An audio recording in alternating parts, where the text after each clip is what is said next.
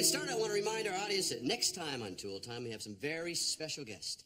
That superstar racing team of Mario and Michael Andretti will be here. All right.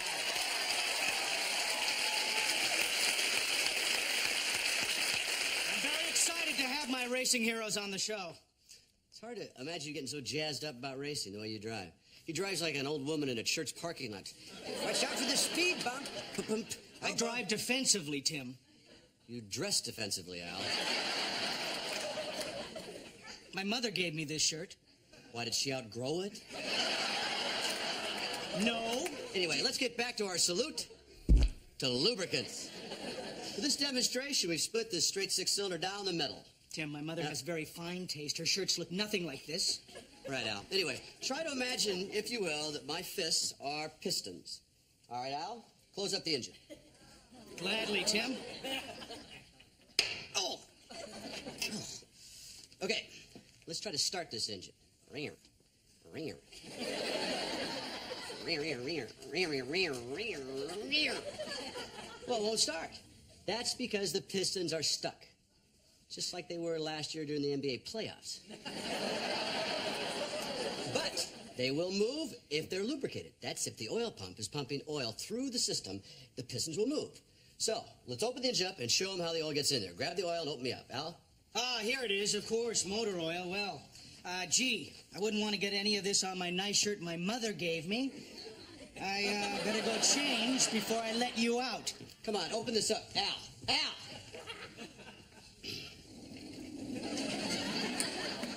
Tool time tip of the day. When you're insulting your coworker's mother, make sure you're not locked into an engine compartment. Al, I know you're back there. Al, I know right where you are today.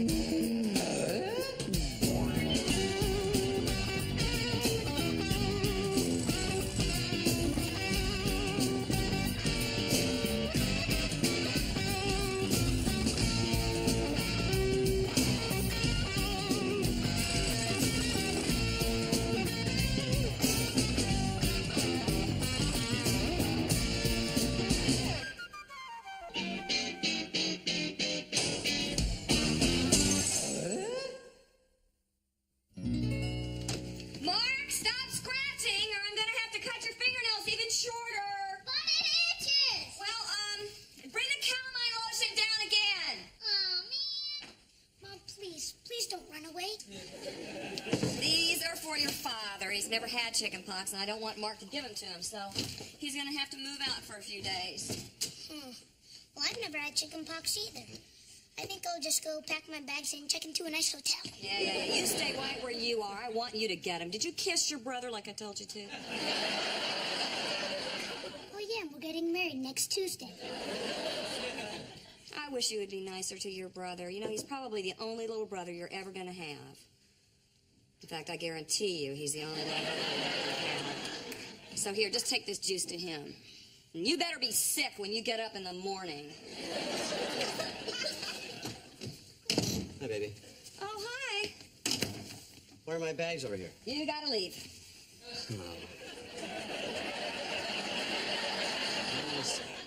It's because I said that your mother was the world's second largest mammal, isn't it?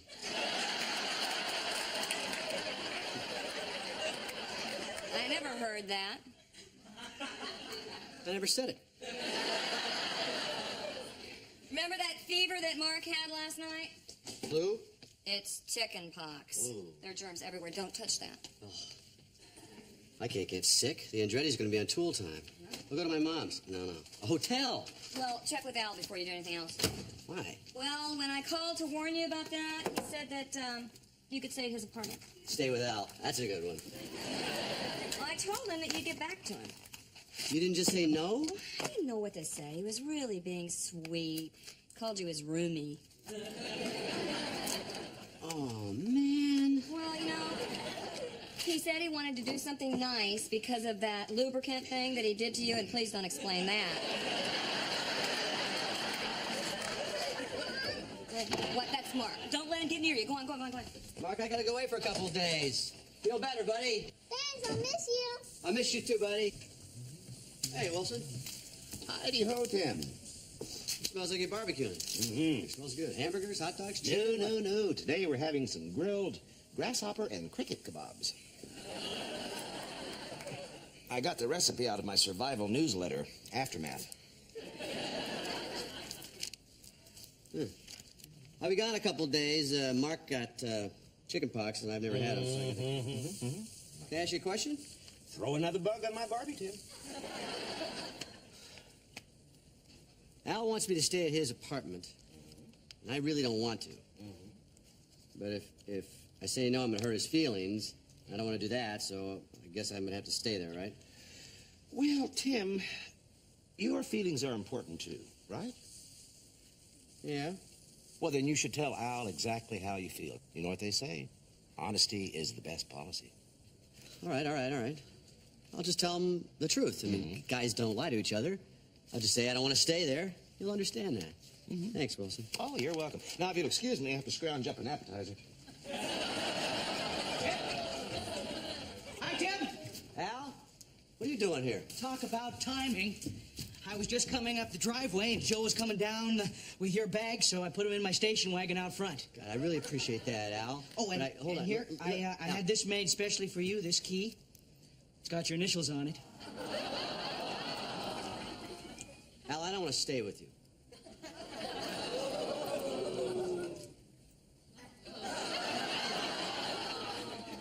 I mean, I don't want to stay with you for very long. You know, I don't want to overstay my welcome, become a burden. Oh, well, that's no burden. Come on, Roomie. Welcome to my humble abode, Roomie. Thanks, Allie. So, well, this is where you'll sleep. I made this myself. Yeah. I'll take the hammock up here. Of course, you know, the bathroom is right through here. That's right. And your towels are the ones with the matador on them. And this is your closet space. I didn't realize that flannel could reproduce so quickly. You know, normally I don't find you that funny, but now that we're roomies, I realize you actually do have a sense of humor. It's from working with you, Al. Who's this guy here? It's Gordy Hawkins. A race driver or something? Oh, no, world-class square dance caller. You know, I'm taking this correspondence course, getting in touch with the square dancer in you.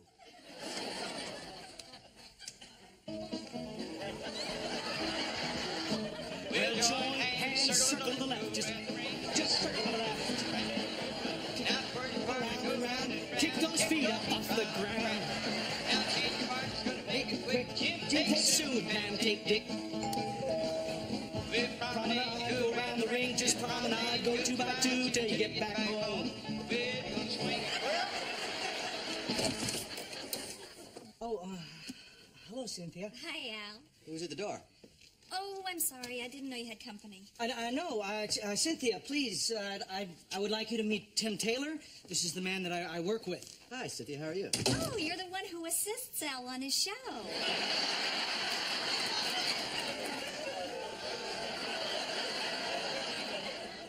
It's me. Can I borrow a cup of sugar? Well, yeah, sure thing, yeah. I'm baking a cake. Maybe you could come over later and have some. Well, I would love to. But I've got some activities planned for Tim and me tonight. Oh, boy. Well, here's some sugar packets. They ought to add up to a cup. Oh, well, thanks. Bye. It's nice to meet you. Nice to meet you, Cynthia.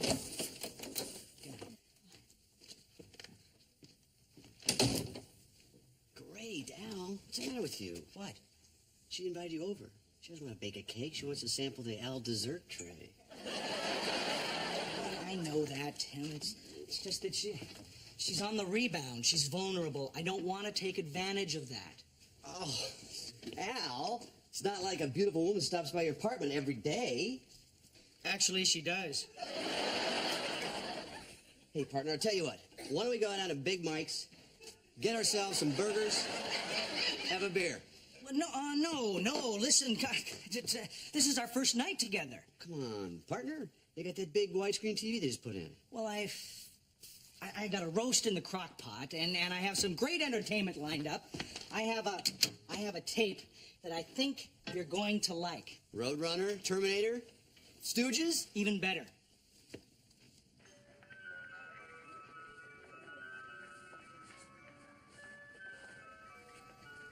Do you recognize the little boy? It's That's you. me. Yes, that's me at 3. My mother has 17 years of me growing up, and she put them all on 12 8-hour tapes. I have practically my whole life here for you to see.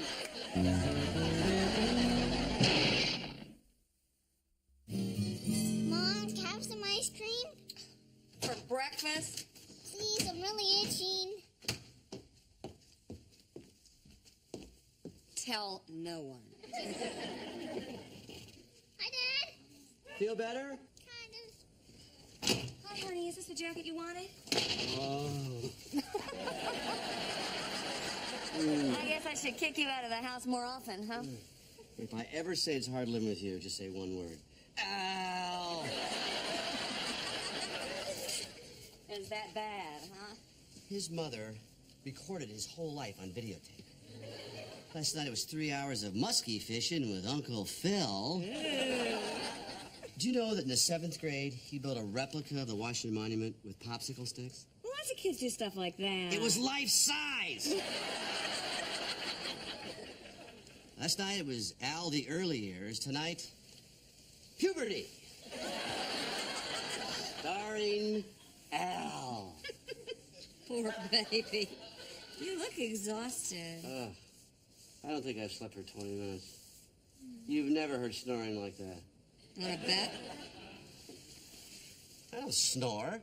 Then you got a propeller up your nose. He says he doesn't snore either. I got proof. I wasn't sleeping anyway, so I taped him. You taped him? Yeah? That is so weird.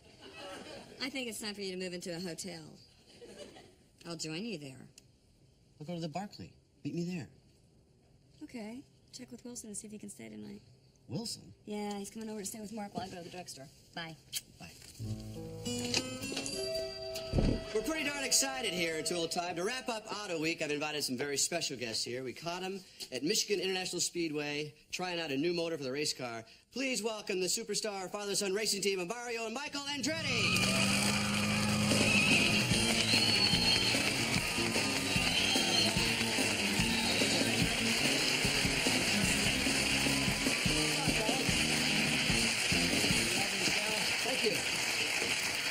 Take a seat. Let's talk about racing. Man and machine.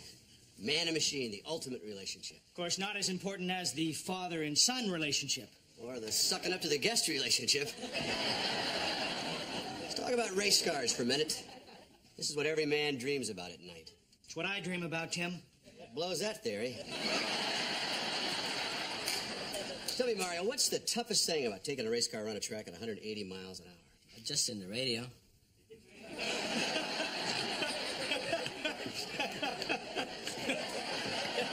That's a good one, Mario. You know, I've read that the smell of the tires can tell you if you're pushing your car too hard. Al, I think maybe we should let the guest talk. But Tim, Al is right. Thank you, Michael. Well, we all know about the smell thing. What about the hearing thing, Al? You know about that? Go ahead, Michael. Tell them about the hearing thing. What hearing thing? You know, when you listen to the hum of the motor so you know precisely when to shift. Oh, excellent point, Tim. Well, anyway, I've got a little test I got here today that could be kind of fun. I had our sound man, Klaus, put together some engine sounds. We're going to play the engine sounds back and see if these professionals can tell us which engine's which. You guys want to play? Sure, let's do it. Go for it. We're ready. You're not playing, Al. Take your hands up the desk. Okay, Klaus, if you will, that first engine. Anybody? That'd be a Ford 5-liter V8. Right on the money, yeah. Let's see if Daddy-O here is as smart as his boy. All right, Mario, it's your chance. Klaus, second motor. 2-liter Alfa Romeo Spider engine. Bullseye. Bullseye! Bravo, you know, for a moment there I thought it was the 3-liter. Well, actually, so did I. Hey, you're pretty good. As a matter of fact, I won't mind having you on my pit crew. Hey, what about me? I won't mind having you on Denny Sullivan's pit crew. Another good one, Mario. Al, the hand thing? Okay. Well, since Al sounds like he knows so much, why don't we invite Al to play this last and final round, all right? My pleasure. Okay, Klaus, that 3rd engine, please.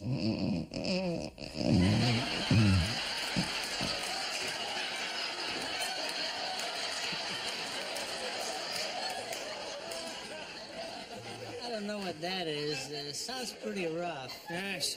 Sounds like there's an obstruction in the carburetor. Well, you're both close. That's Al snoring. I taped that last night. Honey, I'm home. Al, why did you take off so early? Andretti stuck around to say goodbye to you. I had to come home, Tim. Dinner does not make itself.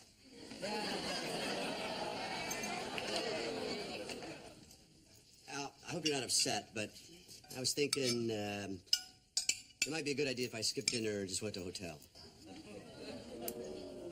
Fine. I think that is a very good idea. Are you upset about something? You just embarrassed me in front of 2 people that I happen to most idolize. Me and who else? Is this about the snoring gag? The crowd loved it. It was real funny. Tim, it's very difficult to go through life with a deviated septum. It could be worse. You could be working at the circus as Al, the donkey boy. Tim, I opened up my life to you, and you used that to hurt me. The whole reason I wanted you to come over here was so we could get to know each other better as people, and I thought maybe that would make us better friends. And you don't think that happened? All right, let's eat the dinner. Let's eat dinner. Come on. No, thank you. I think that you should leave. No, I want to see more of your home movies. Al, what are you doing? Come on. Where are you going with the bags? What are you putting them out here for? Al, oh, right. Come on, let me in. Go away, Tim. Al, you can't end it like this. We've had a relationship for 3 years. It's over between us.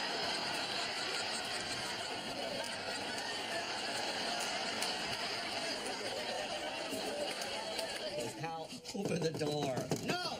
You should never have made that recording of me in bed. Wait, you got this all wrong. Wait, Cynthia. Hello. The reason I'm staying here is because one of my kids has chicken pox, and I haven't had it. Oh, you're married? Yes. To a woman? Yes. Cut it out. This has nothing to do with him and I. He's not attracted to me or men. As a matter of fact, it's not my place to say, but he's attracted to you. Then why does he keep rejecting me? I really shouldn't be saying this, but it's because he respects you and he wants to get to know you better. Really? Al is a tremendously sensitive man, and underneath all that flannel is a really big heart. Would you help me out for a minute? Go away, Tim! Al, it's me!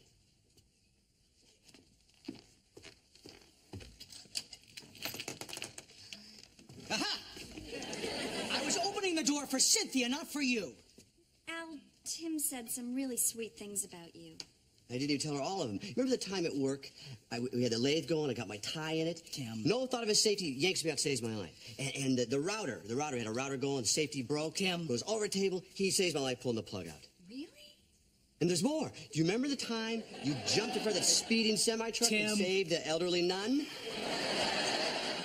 You did? Cynthia, the story about the nun is nothing that I usually talk about.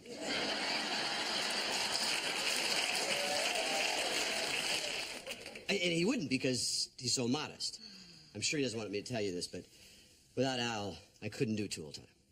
Well, I could, but it'd be tough. Tool Time is your show? Tool Time is our show. Thanks, Tim. Well, I guess I should be going. Would you like to stay for dinner?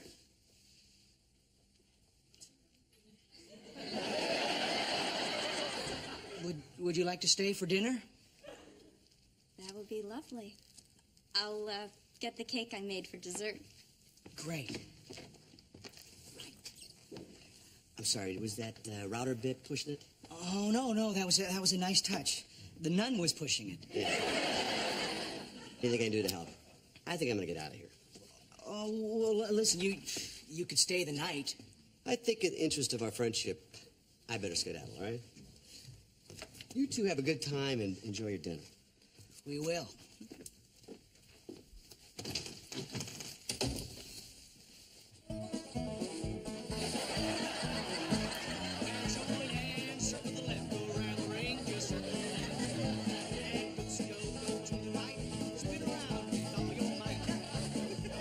Chicken, nice and hot, and home movies you like a lot.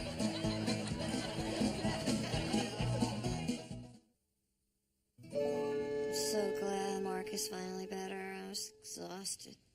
In a hotel room. The bed is like sleeping in a bag of rocks. And the room was so small, wasn't it? Small?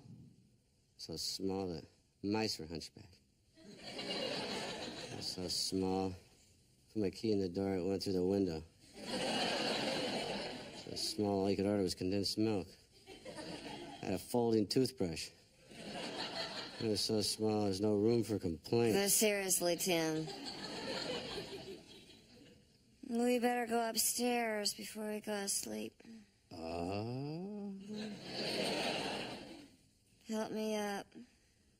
Help me first. Okay, we'll help each other on 3. 1, 2, 3. Did you get up? No, did you? Let's just stay here. It's much better kissing you. Al's beard was so scratchy. At least you shave.